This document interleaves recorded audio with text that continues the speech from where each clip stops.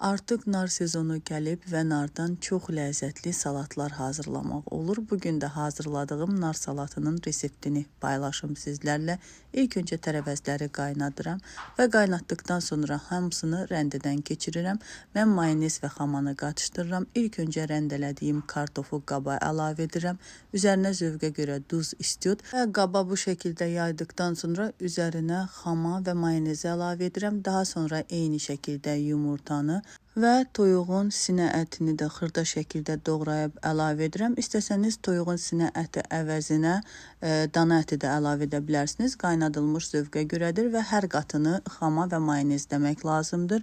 Daha sonra isə rəndələnmiş çuğunduru yenidən üzərinə duz, xama, mayonez və xırda şəkildə doğradığım şüydü də bu şəkildə əlavə edirəm. Şüydün üzərinə xama və ya mayonez vurmaq lazım deyil.